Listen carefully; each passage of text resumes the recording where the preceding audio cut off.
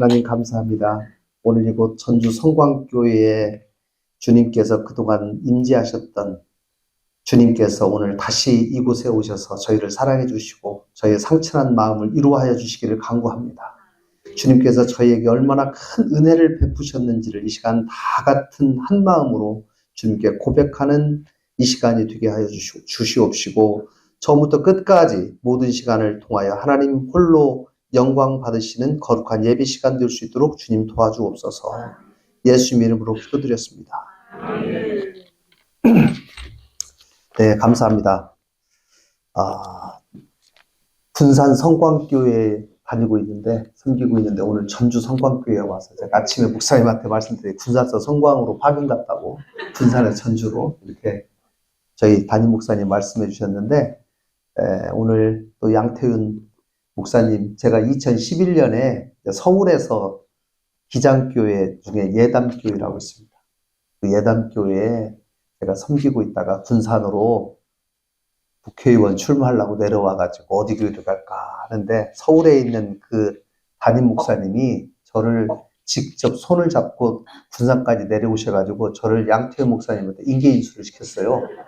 그래서 군산 성광교회에 등록을 하게 되었고 같은 기장교회에 꼭 가야 된다 이렇게 해가지고 군산 성광교회를 2011년부터 지금 15년째 섬기고 있는데 정말 우리 양 목사님께서 저희를 참 여러 말씀으로 또 신앙으로 많이 양육해 주시고 또 오늘 이 자리까지 이렇게 서게 됐습니다. 정말 감사합니다.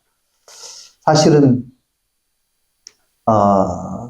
저는 여러분하고 똑같이 신앙의 훈련을 받아야 되는 사람인데 이 자리에 서서 간증을 하라고 하면 저도 참 도전이 됩니다. 그리고 이거 제가 과연 간증할 수 있는 자격이 있는가를 저 스스로를 성찰하게 됩니다.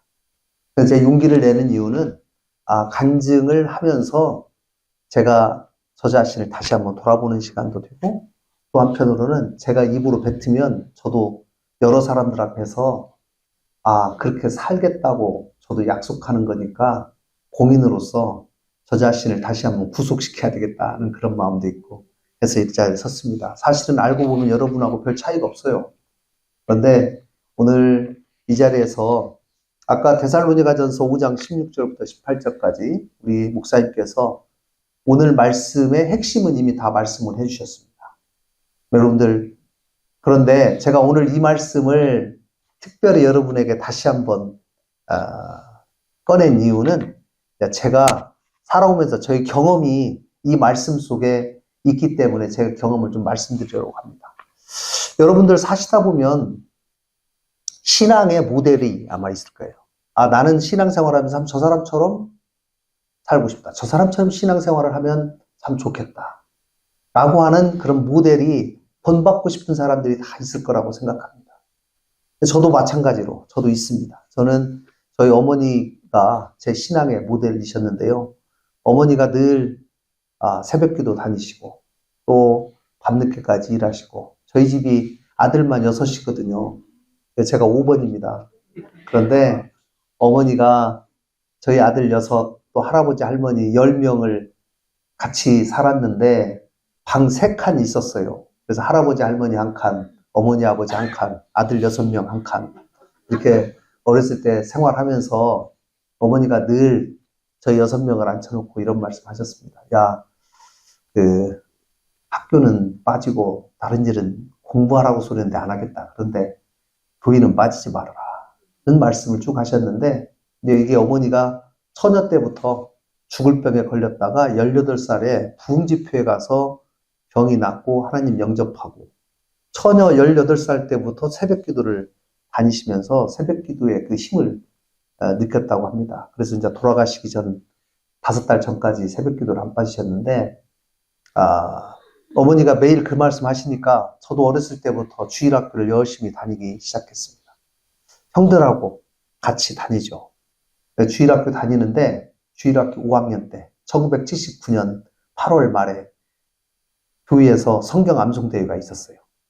그래서 저도 열심히 성경 외워서 노트 받으려고 열심히 외웠죠. 그때 외운 구절이 이겁니다.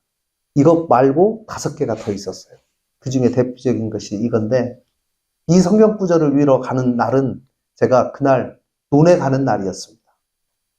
여러분들 기억하시죠? 저는 고향이 옥구군, 지금은 군산시지만 만경강 바로 앞에 있는 옥구군입니다. 집에서 논하고 밭농사를 해서 저희 6명을 쭉 뒷바라지를 해야 되기 때문에 주말이 되면 모든 형제들이 2시간씩 쫓아가지고 순서대로 논에 나가고 집안일 돕고 뭐 이런 일을 했습니다. 그날은 8월 말에 논에 새 쫓으러 가는 날이었어요. 근데 제가 물병을 하나 들고 가서 새들이 이 벼가 마지막에 여물기 전에 녹말일 경우에 그 경우에 새들이 딱 거기 앉아가지고 한 2시간만 앉아서 빨아먹으면 한 3가마니 4가마니 빨아먹거든요. 그래서 그거 말리려고 이제 쫓아가지고 2시간씩 가서 새 쫓는 일을 하는데 제가 논에 가는 날인데 이걸 위기 시작했어요. 이 성경 구절을. 항상 기뻐하라. 쉬지 말고 기도하라. 범사에 감사하라. 근데 잘 안 와닿았었습니다. 여러분들 사도 바울이 데살로니가 교회에 있는 성도들에게 그 어려운 상황에서 이걸 실천하라고 썼는데요. 그냥 기뻐하라, 기도하라, 감사하라만 쓴 게 아니라 이것이 그리스도 예수 안에서 너희를 향한 하나님의 뜻이라고까지 얘기하면서 거의 명령조로 말씀하는 거거든요. 근데 2000년 전에 정말 어려운 상황에서 그거를 실천하기 힘들 때 이 명령을 한 건데 제가 이거 기뻐할 일이 없는데 왜 기뻐하라고 항상 기뻐하라고 그냥 감사라는 말이 참 쉽게 나오지 않는데 왜 감사하라고 할까 라고 어린 나이에 제가 생각을 하게 됐습니다. 근데 1등 가기 위해서 제가 계속 했어요. 수십 번을 계속 했더니 그러면은 이거 실천 한번 해볼까 이런 생각이 들어서 제가 집에 와서 이 구절을 써가지고 항상 기뻐하라, 쉬지 말고 기도하라, 범사에 감사하라. 이 구절을 제가 딱 써가지고 제 책상 앞에다 붙여놨습니다. 제 책상에 따로 있는 건 아니고 저희 6명이 한 방을 쓰기 때문에 의자가 없는 옛날에 쪼그리틀에 앉는 조그마한 밥상 엎어놓은 책상 2개가 있었습니다. 그 앞에다 제가 이 구절을 붙여놨어요. 그리고 힘들 때면 이 구절을 생각하고 생활하고 실천을 해야 되겠다. 이렇게 생각을 했습니다. 어머니는 교회 빠지지 말라고 얘기하고 아버지는 저희 6명을 모아놓고 항상 일관되게 말씀하시는 것이 야 남자는 그래도 사람 구실을 하려면 대학교는 나와야 되는데 니네 6명이 다 대학교 나오려면 내가 뒷바라지 하려면 힘드니까 나는 사립대학교는 못 보낸다. 이게 공부를 해서 국립대학교를 가게 생기면 국립대만 가라. 서울대학교를 갈 수 있으면 가고 그 다음은 전북대학교. 전북대학교가 안 되면 나랑 같이 농사 짓자. 이 원칙을 아주 명확하게 말씀을 소차례 하셔가지고 저희 큰형님 1번 형님도 전북대학교를 졸업하시고 둘째 형님은 동생들이 많으니까 내가 어머니 부담 절어드리겠습니다 하고 공고를 갔습니다. 셋째 형도 전북대, 넷째 형도 전북대. 제가 주일학교를 열심히 다니면서 주일학교에서 뭐 가르치는 게 없지 않습니까? 아니 다른 시골은 학원이 없잖아요. 주일학교에서 사실 교회에서 다 가르쳐주죠. 음악, 미술, 체육, 모든 일상적인 또 여러 사람들과의 교제 뭐 이런 것까지 다 인성교육을 시켜주는 것이 교회이고 교회의 선생님들은 기본적으로 대학교를 거의 대부분 다니거나 다닌 사람들이 많기 때문에 그분들이 대학교 생활의 비전에 대해서도 설명을 해주고 알려주고 주일학교를 다니면서 제가 꼭 대학교는 나와야 되겠다는 그런 비전을 갖게 됐는데 이제 제가 대학교를 갈 시간이 됐습니다. 저도 시험을 봤는데 안 되게 생겼어요. 서울대학교를 못 가게 생겼어요. 그래서 제가 전북대학교 또 나도 가야 되겠다 이렇게 마음을 먹는데 희한하게 저희 1번 형님이 제가 대학교 가기 4달 전에 서울에 직장을 잡았어요. 그래서 제가 전북대학교 원서 쓴다는 얘기를 듣고 1번 형님이 내려오셨습니다. 그래서 아버지 제가 서울에서 직장을 다녀보니까 꼭 대학교는 서울서 나오는 게 좋을 것 같습니다. 근데 이제 대학교 갈 사람이 우리 집에서 5번, 6번 둘밖에 없는데 제가 집에서 거둘 테니까 서울로 대학 한번 보냅시다. 그리고 아버지가 소 한 마리 팔아서 입학금은 대십시오. 그리고 나머지는 제가 어떻게 같이 힘을 모아서 대학교 다녀보도록 해보겠습니다. 큰형님이 그렇게 아버지를 설득하는 소리를 제가 옆에서 듣고 너무 큰 용기가 생겼습니다. 그래서 제가 기도를 하기 시작했어요. 고3 때 하나님 저희 아버지 마음을 꼭 변화시켜주셔서 소를 팔게 해주십시오. 근데 기도를 2박 3일 하는데 기도 응답이 잘 안 와요. 그래서 제가 하나님이 제가 달라고만 하니까 하나님이 엄마 너 너무 이기적이야 이 소리 할까봐 제가 이렇게 또 이제 기도를 좀 바꿨어요. 하나님 근데 저를 만약에 서울로 대학을 보내주시면 제가 대학교 1학년 때부터 중고등부 교사를 하겠습니다. 제가 꼭 약속할 테니까 저를 좀 서울로 좀 꼭 좀 보내주십시오. 나흘째 되는 날 아버지가 결단을 하셨어요. 야, 그래도 내가 누군들 서울로 안 보내고 싶겠냐. 그러나 이제 5번, 6번 둘밖에 없고 네가 큰형 집에서 다닌다고 하니까 내 보내주마. 소 한 마리 팔자. 소 한 마리 팔았어요. 그래서 제가 정말로 우굴탑 싸가지고 서울로 제가 처음으로 대학교를 갔습니다. 서울로 대학을 가서 가장 큰 차이가 뭐겠어요? 주말에 일을 안 해도 된다는 거예요. 평일에 제가 고3 때까지는 토요일이나 일요일은 정말 논에서 밭에서 삽니다. 그리고 어머니가 매일 아침마다 365일을 아침에 채소, 보따리를 이렇게 싸가지고 군산 시내 노점상을 40년을 하시니까 그럼 그 전날 우리들은 전부 그거를 어머니가 가져갈 수 있도록 또 깻잎도 10장씩 묶고 배추도 다듬고 이거 해야 돼요. 그러니까 어머니 아버지가 밖에서 그렇게 열심히 일하시는데 어떻게 아들들이 가만히 앉을 수가 있어요. 그러니까 온 집안 식구들이 다 일을 하게 될 수밖에 없어요. 그리고 월요일 날은 학교 가서 졸고. 그런데 제가 서울로 대학을 가니까 처음으로 농사를 안 짓고 주말에 공부를 하는 것에 기쁨을 느끼게 됐어요. 아, 공부라는 게 이런 거구나. 인생에서 처음으로 공부를 맛을 느끼게 됐습니다. 여러분 오늘 쉬지 말고 기도하라. 아까 우리 목사님께서 끊임없이 예수님과의 접촉을 계속 유지하라라고 말씀하셨는데 저는 조금만 다른 각도로 여러분들 저는 어떤 때 이렇게 생각했어요. 성경에 보면 야, 너 쉬지 말고 기도해. 문을 두드려. 그럼 내가 응답해 줄게. 야, 내가 또 크고 비밀한 일을 가지고 있는데 너 인마 더 열심히 해. 그럼 내가 보여줄 거야. 성경 일관되게 야, 기도의 응답은 쉽게 안 와. 그러나 너 쉬지 말고 끈기 있게 포기하지 말고 기도해. 계속. 그러면 내가 언젠가는 너에게 기도 응답해 줄 거야. 이런 성경의 약속이 엄청나게 많지 않습니까? 그래서 제가 생각해 봤어요. 여러분 이 자리에 교회 일요일 날 시간 내가지고 2시간, 3시간, 4시간씩 교회에 오시는 분들이 기도 응답 한 번 경험 없이 이 자리에 계속 교회 다니는 사람이 있습니까? 없죠. 아, 내가 지나고 보니까 하나님이 그렇게 나를 기도의 응답을 주셨구나. 오늘 아까 우리 권사님이 모든 것이 나의 놔둔 것은 다 하나님의 은혜라. 지금 나의 이 모습, 나의 나 된 것은 뭐 종합적인 예술 작품이잖아요. 제가 태어나서 어떻게 살았고 한때는 죄를 저질렀고 그다음에 회개하고 등등등등 모든 것을 다 종합해서 지금 내가 이 자리에 있는 건데 이게 종합해서 모든 것이 합력하여 선을 이룬다는 말이 있는 것처럼 내가 종합해서 지금 이 자리에 있는 것 자체가 하나님의 은혜다. 찬양이 너무 은혜로워요. 그래서 여러분들도 제가 되돌아봐요. 하나님이 어떤 방식으로 나에게 기도의 응답을 주셨을까? 그리고 내가 누구한테 여러분도 이렇게 기도해 보십시오. 그럼 하나님께서 기도에 응답하실 겁니다. 라고 얘기할 수 있을 정도로 제가 한번 제 삶을 정리를 해봤더니 제 하나님이 중요한 순간마다 저를 너무 훌륭하신 분들을 대기시켜가지고 도와주시는 거예요.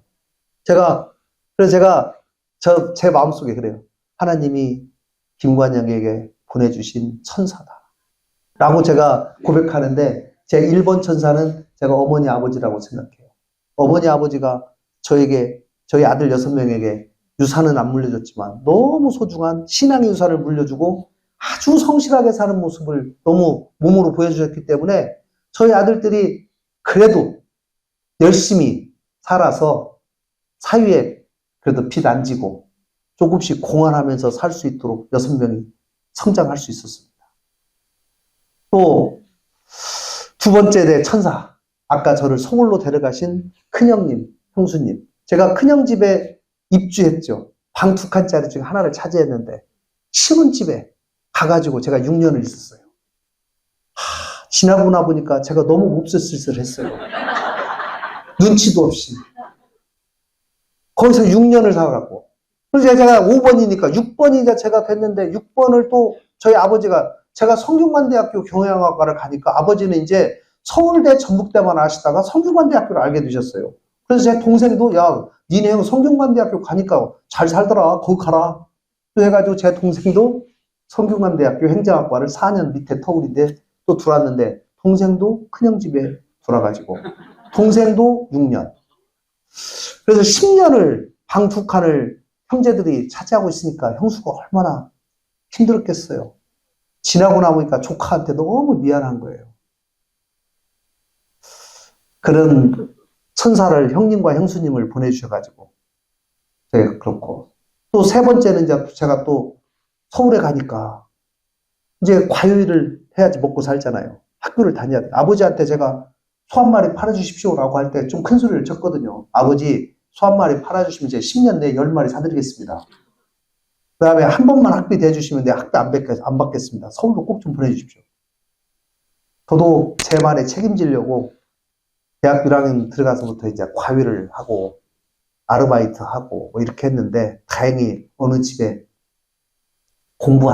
과외 공부하는 거를 선생님으로 제가 알바를 하게 되었는데 너무 훌륭한 집을 하나님께서 보내주셔가지고 교회를 잘 다니시는 분인데 그분이 명절 전날 저를 불러요. 선생님 이번 추석에 내려가십니까? 시골에? 예, 어머니 아버지 뵈러 내려가야죠. 근데 어머니 아버지가 농사진이라고 얼마나 고생이 많아요. 이것 좀 갖다 드리세요. 소고기를 10근 끊어줬어요. 그리고 제가 깜짝 놀래가지고 10근을 시골에 갖다 주니까 어머니 아버지가 놀래죠. 설날 때 또 10근을 끊어줘요. 매년 추석 설날에 10근씩 시골 갖다 주라. 그런데 그러다가 제가 이제 대학교 1학년부터 고시 공부를 하기 시작했는데 2학년 때 제가 어느 날 또 불러요. 그러더니 선생님 뭐 고시 공부하세요? 네, 뭐 회계사라고 있는데 그 공부하고 있습니다. 그러면 선생님 공부하려면 시간이 부족할 텐데 우리 애들 가르치는 거 한 달 쉬고 한 달 뒤에 와서 가르치세요. 선생님 공부하고. 너무 고맙긴 한데 한 달간 안 오면 생활이 안 되는데 이거 또 어떻게 합니까? 그런데 고민을 이 제안을 받을까 말까 고민을 딱 하는데 근데 제가 월급 안 주면 선생님 생활 안 되잖아요. 제가 월급은 드릴 테니까 한 달 뒤에 와서 가르치세요. 그래서 제가 2학년, 3학년, 4학년, 대학원 1학년, 2학년 그 뒤로부터 5년간을 그 집에서 6년간을 과외했는데 한 집에서 형제를 가르쳤는데 그 집에서 매년 한 달씩 유급휴가를 줬어요. 그런 집 없죠. 정말 쉽지 않습니다. 지금도 제가 1년에 2차례씩 가족끼리 만납니다. 네, 형제들 가르쳤는데 제가 가르친 둘째 녀석이 제가 불과 41살 때 저한테 와서 줄에 서달라고 그래가지고 제가 나는 내가 이 나이에 무슨 주례를 서냐 그랬더니 저 형님이 줄에 안 서면 장가 안 갑니다.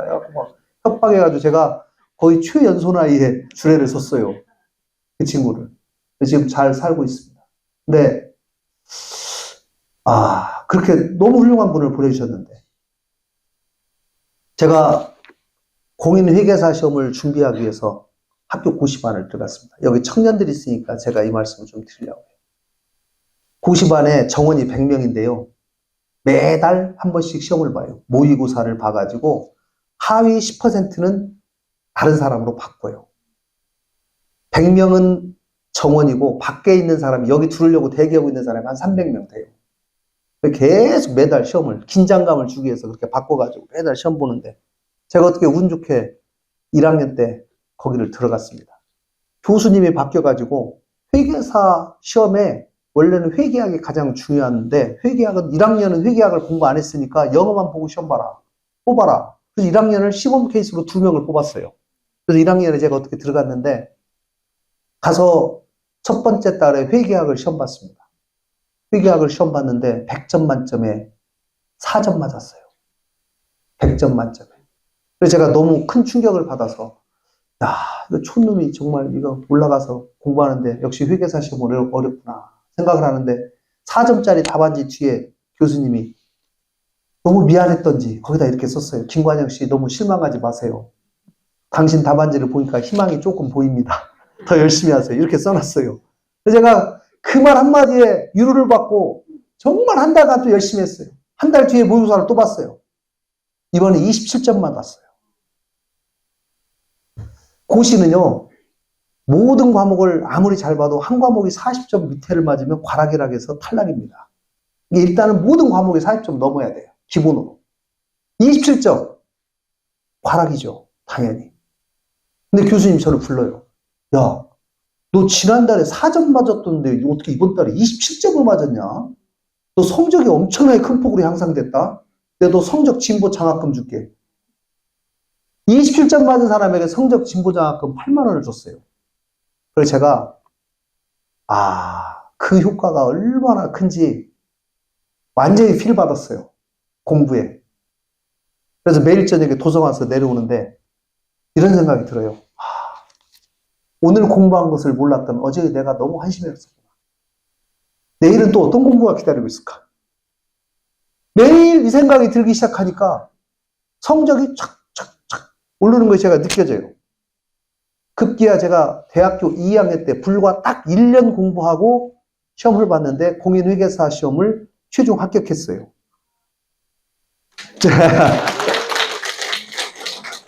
대한민국 최연소로 합격했어요.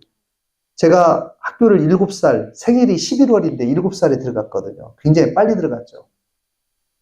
합격할 당시에 18년 10개월 만으로 지금까지 기록이 안 깨지고 있어요. 저도 놀랐습니다. 그런데 27점 맞았던 그 과목이 점수가 몇 점 나온 줄 아세요? 40.00 나왔어요. 제 옆자리에 있었던 사람이 39.95 맞아서 떨어졌어요. 제가 이건 하나님이 도와주시지 않으면 안 된다라고 생각을 했는데 제가 그때 대학교 1학년 들어가자마자 아까 말씀드린 대로 중고등부 교사하기로 했잖아요. 중고등부 교사하는데 1학년 말이 됐어요. 또 그 교회가 개척교회인데 우리 교회, 이 교회의 4분의 1만 해요. 면적이. 4등분해서 그 정도 아주 조그마한 서울에서. 그래서 그 교회에서 아침에 9시에 중고등부 예배, 10시에 성가대 연습, 11시에 대예배, 거기서 밥 먹고, 거기서 오후 예배, 성경 공부, 청년부 성경 공부, 그럼 5시 반, 6시 끝나요. 한 자리에서만, 뭐 공간이 없으니까. 1학년 말이 됐어요. 목사님이. 김관영 씨, 내년에 중고등부 선생님 다시 하는 거죠? 그때 고시 공부를 하자, 공부에 재미 붙여가지고 공부를 할 시간, 또 과외도 해야 되니까 시간도 부족하고 너무 시간이 부족한 거예요. 근데 주일 아침부터 밤까지 하니까 한편으로 제가 무슨 생각이 드냐면 목사님 일주일만 기다리십시오. 저 고민이 좀 있습니다. 제가 하나님 내년에 진짜 중요한 시험인데 1년만 쉬었다가 하고 합격한 다음에 제가 또 봉사하면 안 될까요? 이렇게 기도를 했더니 하나님이 또 야 이놈아 내가 언제 너한테 약속을 하겠냐. 네가 네 혼자 스스로 약속하더니 1년 해놓고 번복하고 너 웃긴 놈이구나. 너 그렇게 심지도 없냐? 저를 또 확 또 깨우치시는 거예요. 그 다음 주에 가서 목사님 그냥 하겠습니다. 해마다 그것이 반복이 돼요. 제가 2학년 때 이제 회계사 합격하고 자신감이 충만했어요. 3학년 때 행정고시 옛날에 1차 시험, 2차 시험 행정고시 있는데 1차 시험 3학년 때 합격하고 그 다음 4학년 때 2차 시험 합격하면 행정고시도 대한민국 최연소가 되게 생겼어요. 그래서 또 도전을 했어요. 그런데 하나님이 사람을 단련시키는 건 참 묘해요. 3학년 때 시험을 봤더니 2문제 차로 떨어졌어요. 그래서 아깝다. 4학년 때는 더 열심히 해서 꼭 해야지. 시험이 1년에 한 번 있으니까 또 1년간 준비해요. 1년을 준비했는데 그 다음 4학년 때 시험 봤는데 이번에 또 한 문제 차로 떨어졌어요. 아, 2번을 연속 떨어지니까 완전히 이제 내가 교회 생활을 너무 열심히 해가지고 시간을 뺏겨서 이렇게 되나 이런 생각부터 들고 막 온갖 사람이 이제 시험이 오기 시작해요. 그리고 자신감도 떨어지고 이제 남자 이제 대학교 졸업하니까 이제 군대도 가야 되고 이거 어떻게 하나? 청년부 선생님이 담임 목사님이 저를 불러요. 목사님이 저한테 그래요. 그 목사님이 당시에 서울 시립대를 나오셔가지고 행정고시를 준비하다가 행정고시가 안 돼가지고 목사님이 어떻게 두셔가지고 청년부 담임 목사님인데 이분이 야 관영아 서울대학교 행정대학원이라는 데가 있는데 너 행정고시 공부하니까 서울대학교 행정대학원이라는 시험 한번 봐봐라. 거기는 입학생이 90명인데 90명 입학을 하면 60명이 합격을 한다. 그리고 학비도 싸고 근데 너 대학원 가는 것까지는 네가 학비 마련하기가 쉽지 않을 텐데 서울대학교를 만약에 가면 내가 담임 목사님한테 말씀해서 교인들한테 돈을 좀 걷어가지고 어떻게든지 학비를 마련해 줄 테니까 너 한번 도전해봐. 이 말씀에 제가 또 필 받아가지고 열심히 준비했어요. 그랬더니 행정대학원 합격을 했는데 또 입학 성적이 좋아갖고 다 면제돼 버렸어요. 그러니까 다 해결됐어요. 그러니까 거기를 들어가니까 역시 90명 중에 2년 다니는 동안 60명이 합격하더구만요. 이제 전부 행정고시 합격을 준비한 애들이 모이니까 같이 모여가지고 스터디하고 하니까. 제가 행정고시 합격하고 또 행정고시 아까 2번 떨어지고 3번째 보기 직전에 2번 떨어지고 이제 얼마나 사람이 위축이 됩니까? 두렵고 대학교 교정을 터벅터벅 걸어가는데 제가 어떤 제 1년 선배하고 같이 걸어가는데 1년 선배가 어떤 여자를 아는 척을 해요. 그래서 형님 어떤 사이냐고 그랬더니 옛날에 수업을 같이 받아서 아는 사이래요. 근데 여자를 보니까 여자가 괜찮아요. 그래서 내가 이제 계속 시험도 떨어지고 그래가지고 제가 형님 사귀어요 안 사귀어요? 안 사귄대요. 그럼 나를 좀 소개시켜 주시고 그래서 그 다음날 소개를 받아가지고 만났는데 만나보니까 제 대학교 2년 후배인데 그 여자분도 중고등부 교사를 하고 있어요. 저도 중고등부 교사를 하고 그러니까 만나니까 서로 또 말이 잘 통해요. 그래갖고 만나면 주로 그런 얘기를 해요. 그러다가 어느 순간부터는 만나서 성경 공부하자 이제 이렇게 돼가지고 그래가지고 뭐 이렇게 쭉 사귀어가지고 저희 집사람하고 최소한 결혼하게 됐습니다. 제가 3년 만에 이제 근데 저희 집사람이 마지막에 제가 행정고시 2차 시험을 보는데 사귄 지 한 1년 됐을 때예요. 저희 집사람이 그래요. 자기가 저를 위해서 40일 새벽 기도를 하겠대요. 시험이 행정고시 때 나흘간 보는데 나흘 동안 끝나는 날부터 역산해갖고 40일 전부터 쫙 새벽 기도해갖고 마지막 끝나는 날까지 40일 새벽 기도를 하겠다고 저한테 하길래 제가 야 너처럼 아침잠 많은 애가 새벽 기도를 그렇게 하면 내가 손에 장을 찢은다 했는데 새벽 기도를 정말 안 빠지고 하더라고요. 그리고 또 기도 덕분인지 제가 또 합격을 했어요. 그래서 이거 하나님이 보내주신 또 천사구나 제가 속으로 생각이 들어가지고 내가 이 여자를 절대 버리면 안 되겠구나. 많은 유혹이 있었습니다만은 행정고시 합격하고 재경부에 가니까 선보라고 엄청난 유혹이 많이 있었지만 제 양심상 한 번도 선 안 봤습니다. 그리고 제가 군대를 가야 되는데 재경부에 발령받아서 군대 가기 직전에 제가 근데 속으로 저희 집사람이 이제 서울에서 교사 생활을 하기 시작했어요. 근데 제 생각에 이거 서울에서 교사를 하는데 내가 저기 전반 나는 강원도에 가서 군대 39개월 해야 되는데 장교로 가서 어떤 사람이 또 분명히 체할 것이다. 그래서 안 되겠어요. 그래서 제가 결혼하기 40일 전에 청혼을 했어요. 갑자기. 그러니까 집사람이 군대 갔다 와서 결혼한다더니 왜 갑자기 결혼을 하자고 하냐 그래요. 아니야. 너 누가 체가면 안 되니까 그냥 결혼하자. 근데 돈이 있어야죠. 돈이. 저희 아버지 어머니가 6명에게 항상 원칙이 있어요. 대학교까지는 서로 힘을 보태서 다니는데 대학교 졸업하면 그다음부터 너 스스로 살아라. 장가도 혼자 살아라. 알아서 가라. 장가를 가려면 먼저 여자가 있어야 되잖아요. 우리 저희 집 6명이 재주는 좋아요. 다 연애를 잘해요. 26살이 되면 여자를 한 명 데리고 와요. 어머니한테 데리고 와요. 어머니, 제 여자하고 결혼 좀 해야 되겠습니다. 그럼 어머니가 딱 2가지만 물어봐요. 너무 현명하신 분이에요. 교회는 다니냐? 교회 안 다니면 빠꾸 당할 것 같으니까 다 교회 다니는 여자 데려가죠. 네가 진짜 사랑하는 거 맞지? 네, 사랑하니까 데리고 왔죠. 야, 그러면 뭐 네가 결혼해라. 내가 데리고 살 거 아니고 네가 데리고 살 거니까 결혼해라. 딱 그것만 물어. 6명을 공이 다.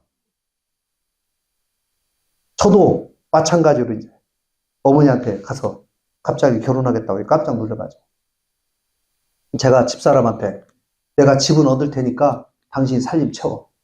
제가 집을 어디서 둬요? 돈 200만 원 있는데. 그래서 일단 은행에서 빚을 3천만 원 얻어가지고 전세방 서울에 3,200만 원짜리 조그마한 방 2칸 얻었죠. 그리고 살림 채우라고 하니까 집사람이 채울 것이 없게 해줘서 너무 고맙다고 그러더라고요. 그래서 군대 이제 입대하기 전날 제가 고백을 했죠. 그 돈은 사실 제가 벌어서 된 줄 알고 있었는데 통장을 하나 내놓으니까 이게 무슨 통장이냐고 적금 통장인 줄 알고 좋아하다가 야 미안하다 이게 사실은 전세보증금 대출 통장인데 이거 연체하면 안 된다. 내 군대 가 있는 동안에 훈련 기간에 꼭 이자는 갚아라. 통장을 하나 또 내놨어. 이건 또 뭐냐? 야, 사실은 학자금 대출 통장. 이거 4번 받았다. 이자 꼭 내라. 이자를 잘 내줘가지고 제가 잘 살고 있습니다. 근데 아주 제가 그래요. 뭐 제가 지금 오늘날의 김관영이는 제가 제 집사람의 모경숙인데 모경숙 권사가 만들었다 제가 얘기합니다.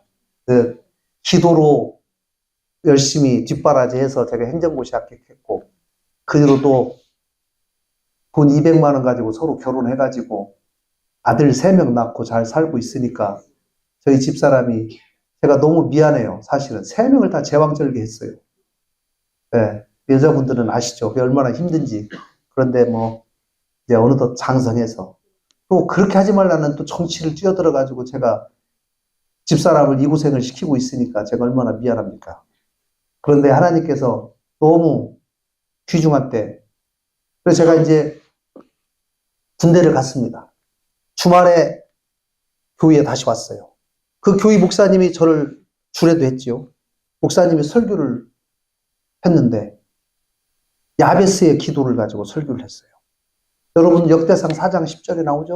야베스가 수고로이 낳았다. 야베스라는 이름이. 그런데 야베스가 기도를 하기 시작했는데 하나님 저에게 복의 복을 더하여 주십시오. 저의 지역을 넓혀 주십시오. 환난에서 벗어나게 해주십시오. 라고 해서 다 하나님이 들어주셨다 했는데 그때 그 서울에 다니는데 그 교회 목사님이 이런 설교를 했어요. 95년 10월인데 제가 잊지도 않아요. 야베스라는 사람은 복을 상당히 많이 받았는데 이놈이 욕심쟁이야. 복을 더 달라고 막 기도를 한 거야. 근데 더 달라고 자꾸 매달리는 놈한테 하나님은 결국 다 주더라는 거야. 그래서 하나님이 도대체 나에게 복을 주려고 하는 복의 분량을 우리는 모르잖아요. 하나님은 아시지만. 하나님은 저에게 100을 주려고 하는데 내가 50 받았어. 50 받아갖고 하나님 너무 감사합니다 하고 그 뒤에 기도 안 해. 그럼 나머지 50을 줄 방법이 없다는 거야. 그래서 야, 너 받았지만 더 끊임없이 기도해. 새로운 기도 제목을 놓고 기도해. 그게 야베스가 주는 교훈이다. 이거를 설교하시는데 제가 그 설교 말씀을 듣고 서울의 상봉터미널에서 군부대가 있는 한계령 넘어서 속초까지 주말마다 왔다 갔다 했거든요. 쉬는 때니까 저희 집사람 보고 싶어가지고. 또 교회 가서 또 주일학교 선생님 해야 되니까. 주일학교 선생님을 제가 18년 동안 했어요. 매년 고민해요. 목사님 잠깐만요. 근데 계속 하게 됐어요. 근데 그 말씀이 제가 치킨버스 안에서 그럼 하나님이 도대체 나에게 주실 복의 분량이 뭘까? 그럼 나는 뭐를 준비해야 될까? 어떻게 기도해야 될까? 라는 생각을 제가 계속 하게 돼서 결국은 제가 어떻게 생각했냐. 군대 39개월 동안 마치고 원래 재경부 복직해야 되는데 군대에 있는 동안 사법고시를 준비해야 되겠다. 이 생각한 거예요. 그래서 아침 8시에 출근해서 오후 5시에 군대는 퇴근하거든요. 그럼 저녁 6시부터 새벽 1시까지 하루 7시간씩 3년간 공부해보자. 라고 해서 군대에 있는 동안에 사법고시를 준비했습니다. 95년 10월부터 준비하는데 96년 2월 시험을 딱 봤어요. 합격했기로 떨어졌대요. 떨어졌죠. 사법고시가 그렇게 쉽게 됩니까? 또 1년 뒤에 97년 2월 100개에 떨어졌대요. 또 떨어졌어요. 2번이나 또 떨어졌어요. 98년 2월이 됐어요. 이제 98년에 제대하는 해예요. 이 공부를 계속 해야 되냐 말아야 되냐. 공부도 힘들어요. 밤 새벽 1시까지 매일 앉아가지고. 그리고 이제 1년 뒤에 가만히 있으면 복직해서 사무관으로 기재부 좋은 직장에서 다니는데 그거 밤마다 앉아가지고 또 애는 생겨갖고 둘이나 있는데 그 참으면서 쉽지 않은데 어쨌든 이제 용기를 주셔서 제가 공부를 끝까지 했는데 98년에 1차 시험을 합격했는데 2차 시험은 또 떨어졌어요. 그러면 옛날에는 1차 시험 한 번 합격하면 2차 시험은 2번 볼 수 있어요. 그 다음에까지. 99년에 2차 시험을 볼 수는 있는데 98년 6월 30일 날 제대하고 복직했습니다. 재경부에. 공부할 시간이 없잖아요. 직장 다녀야 되니까. 또 애들은 둘 생기고 부양해야 될 거 아니에요. 근데 하나님이 그때 또 제 밑에 동생, 4년 밑에 동생이 성균관대학 행정학과로 갔는데 이 친구가 사법고시 1차 시험을 저랑 같은 해 합격을 해가지고 2차 공부를 공부하게 또 같이 공부하게 됐어요. 동생은 학교를 다니면서 공부하면서 일주일간 공부한 거를 다 하나씩 카피해갖고 요약 노트를 저한테 금요일날 저녁 때마다 줬어요. 그거 받아먹고 제가 같이 합격했어요. 그래서